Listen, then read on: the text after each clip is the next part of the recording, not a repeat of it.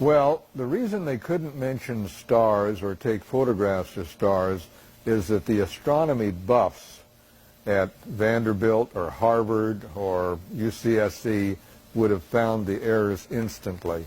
His friend, the person who spoke with him here. Right. Do you want me to mention him by name? I think so. Okay, why not? Yeah.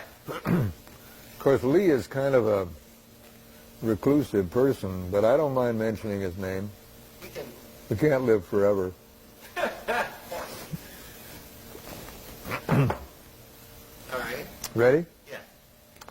James Irwin was the command pilot on Apollo 15. James, after his return from the moon, became a born-again Christian. At one point, he came to Nashville, Tennessee, to give a lecture on Christianity and his conversion there, too. And at that time, he met a local Nashville resident by the name of Lee Galvani.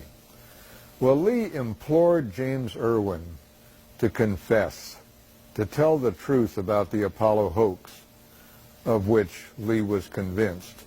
Well, evidently, he made some inroads into Jim Irwin's conscience, because in August of 1991, James Irwin called me at my home. And he said, I understand you've written a book called We Never Went to the Moon. He says, come to think of it, this phone could be tapped. He says, I want you to call me at my home on Friday in Colorado Springs, Colorado. So I said, okay, Jim, I'll call you. And he gave me his home phone number. Well, when I called him on Friday, James Irwin was dead. He had died of a heart attack.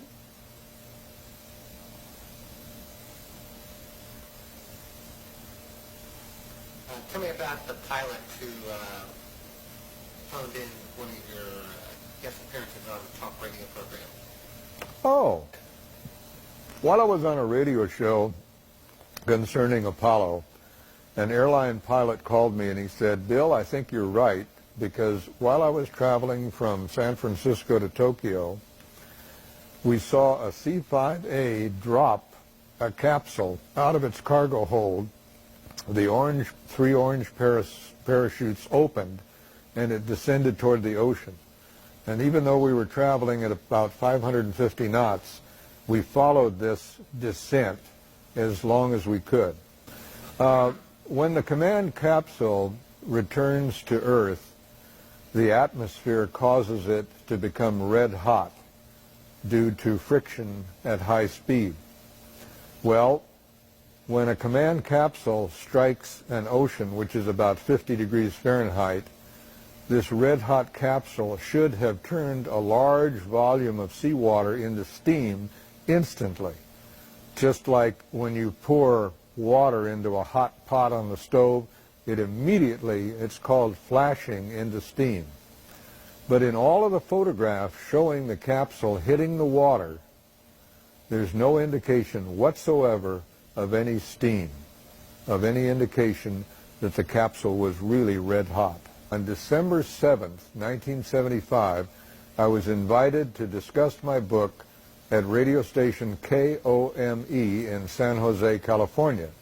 The moderator or talk show host was Victor Bach. About halfway through the broadcast, the engineer came into the control room, or the room where we were giving our information, and he said, "We're off the air."